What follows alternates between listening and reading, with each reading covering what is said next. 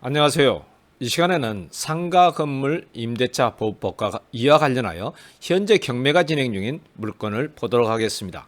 상가 건물 임대차 보호법은 주택 임대차 보호법과 비슷하나 몇 가지 부분만 유의해서 보면 되겠습니다.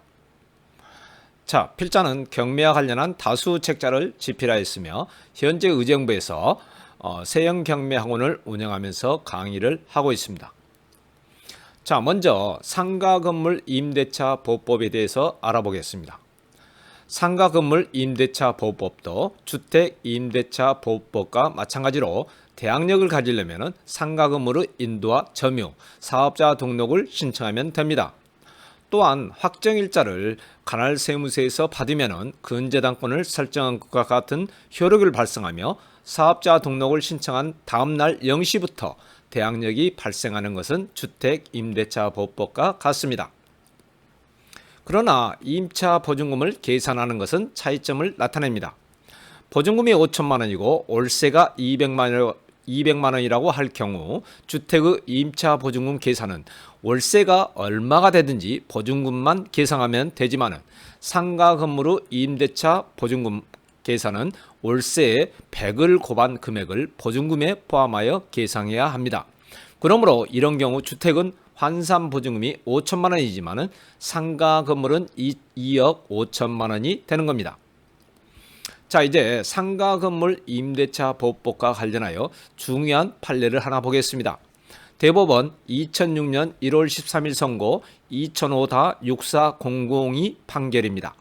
이 판결에서는 상가 건물을 임차하고 사업자 등록을 마친 사업자가 임차 건물의 전대차 등으로 당해 사업을 개시하지 않거나 사실상 폐업한 경우 임차인이 상가 건물 임대차 보호법상의 대항력 및 우선 변제권을 유지하기 위한 방법으로 부가가치세법 제5조 제4항 제5항의 규정 취지에 비추어 보면 상가 건물을 임차하고 사업자 등록을 마친 사업자가 임차 건물의 전대차 등으로 당해 사업을 개시하지 않거나 사실상 폐업한 경우에는 그 사업자 등록은 부가가치세법 및 상가 건물 임대차 보호법이 상가 임대차의 공시 방법으로 요구하는 적법한 사업자 등록이라고 볼 수 없고, 이 경우 임차인이 상가 건물 임대차 보호법상의 대항력 및 우선 변제권을 유지하기 위해서는 건물을 직접 점유하면서 사업을 운영하는 전차인이 그 명의로 사업자 등록을 하여야 한다고 했습니다. 이는 상가 건물을 분석하는 데 중요한 판례이므로 이를 잘 이해하고 있어야 합니다. 자, 다음은 상가 건물의 경매가 진행되고 있는 수원 2019 타경 5092호 1번 물건을 보기로 하겠습니다. 참고로 아래 사례는 지지옥션 사이트에서 발췌한 내용임을 알려드립니다. 이 물건은 필자가 27회차 방송에서 말씀드린 대법원 판례를 알고 있어야 입찰이 가능한 물건입니다. 즉, 임차인이 임차인으로서의 지위와 전세권자로서의 지위를 갖고 있는 경우입니다.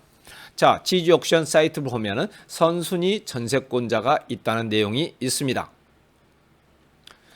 자, 이 물건은 말소 기준 권리인 2017년 3월 2일 NH저축은행의 근저당권보다 선순위인 2012년 7월 25일자 주식회사 NX 전세권이 있습니다. 또한 주식회사 NX는 2012년 7월 18일 사업자 등록을 하고 보증금 5,500만 원에 월세 330만 원으로 임대차 계약을 했다는 내용이 있습니다. 즉, 주식회사 NX는 전세권자로서의 지위와 임차권자로서의 지위를 갖고 있습니다. 자, 지지옥션 사이트 예상 배당표를 보니까 주식회사 NX 전세권이 말소 기준 권리라 나와 있고 전액 배당을 받는다고 나와 있습니다. 그러므로 낙찰자가 인수할 것이 없다고 나와 있습니다. 그러나 필자가 27회 방송에서 말씀드렸듯이 선순위 전세권자가 배당 요구를 했다면 전액을 배당받든지 전액을 배당받지 못하든지 말소가 된다고 하였습니다. 그러나 과연 선순위 전세권자인 주식회사 NX가 배당 요구를 했는지 안 했는지를 반드시 확인해야 합니다. 자, 법원 경매정보 사이트에서 선순위 근저당권자인 선순위 전세권자인 주식회사 NX가 배당 요구를 했는지 확인해 보겠습니다. 지지옥션 사이트에서는 2019년 5월 15일 주식회사 NX가 배당 요구 신청을 했다고 했는데 확인 결과 주식회사 NX는 임차권자로서의 배당 요구만 했을 뿐입니다. 즉 전세권자로서는 배당 요구를 하지 않은 경우입니다. 그러면 임차권자로서 배당 요구를 한 주식회사 NX가 과연 얼마만큼의 배당을 받는지를 보겠습니다. 자, 보시는 바와 같이 주식회사 NX 임차 보증금은 5,500만 원, 월세는 330만 원이므로 환산 보증금으로 계산을 하면 3억 8,500만 원이 됩니다. 그런데 2017년 3월 2일 최선순위 근저당권인 NH저축은행의 근저당권 설정 당시 우선 변제를 받을 수 있는 한산 보증금은 1억 8천만 원 이하입니다. 그러므로 주식회사 NX는 이를 초과하므로 한 푼도 배당받지 못합니다. 이런 이유로 낙찰자는 주식회사 NX 전세보증금 5,500만 원을 인수해야 합니다. 그러므로 입찰에 임하는 사람은 5,500만 원을 인수한다는 사실을 알고 입찰에 응해야 합니다. 그런데 지지옥션 사이트에서는 전세권자가 배당 요구를 했고 그로 인하여 말소가 된다고 되어 있습니다.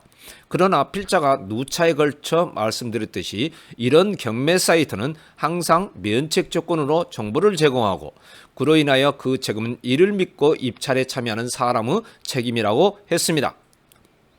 자, 27회 방송에서 말씀드렸던 대법원 판례를 다시 한번 보기로 하겠습니다. 대법원 2010년 6월 24일자 선고 2009다 4790 판결입니다. 이 판례는 주택임대차보호법상 임차인으로서의 지위와 전세권자로서의 지위를 함께 가지고 있는 자가 임차인으로서의 지위에 기하여 경매법원에 배당 요구를 한 경우 전세권에 관하여도 배당 요구가 있는 것으로 볼 수 있는지 여부에 대하여 민사집행법 제91조 3항은 전세권은 저당권, 압류채권, 가압류채권에 대항할 수 없는 경우에는 매각으로 소멸된다라고 규정하고 같은 조 제4항은 제3항의 경우 외의 전세권은 매수인이 인수한다. 다만 전세권자가 배당 요구를 하면은 매각으로 소멸된다라고 규정하고 있고 이는 저당권 등에 대항할 수 없는 전세권과 달리 최선순위의 전세권은 오로지 전세권자의 배당 요구에 의하여만 소멸되고 전세권자가 배당 요구를 하지 않는 한 매수인에게 인수되며 반대로 배당 요구를 하면은 존속기간에 상관없이 소멸한다는 취지라고 할 것인점. 주택 임차인이 그 지위를 강화하고자 별도로 전세권 설정 등기를 마치더라도 주택임대차보호법상 임차인으로서 우선 변제를 받을 수 있는 권리와 전세권자로서 우선 변제를 받을 수 있는 권리는 근거 규정 및 성립 요건을 달리하는 별개의 권리라고 한 점 등에 비추어 보면은 주택임대차보호법상 임차인으로서의 지위와 전세권자로서의 지위를 함께 가지고 있는 자가 그중 임차인으로서의 지위에 기하여 경매법원에 배당 요구를 하였다면 배당 요구를 하지 않은 전세권에 관하여는 배당 요구가 있는 것으로 볼 수 없다고 하였습니다. 그러므로 본 경매 물건도 주식회사 NX가 전세권자로서 배당 요구는 하지 않았으므로 말소되지 않고 낙찰자가 인수하게 됩니다. 참고로 이런 내용은 필자가 집필한 부동산 경매 대법원 판례 집에도 나와 있으므로 참고하시길 바랍니다. 자, 이제 방송을 마치기 전에 여러분들이 방송을 원하시는 내용이나 주제 또는 사건 번호를 올려주시면 가능하면 방송을 해드리겠고 이렇게 올리기 전에 구독과 좋아요를 꾹 눌러주시길 바랍니다. 또한 필자가 강의하고 있는 의정부 세영경매학원에 들리실 기회가 된다면 실제 강의를 한번 들어보시는 것도 환영합니다. 자, 이상으로 마치겠습니다. 감사합니다.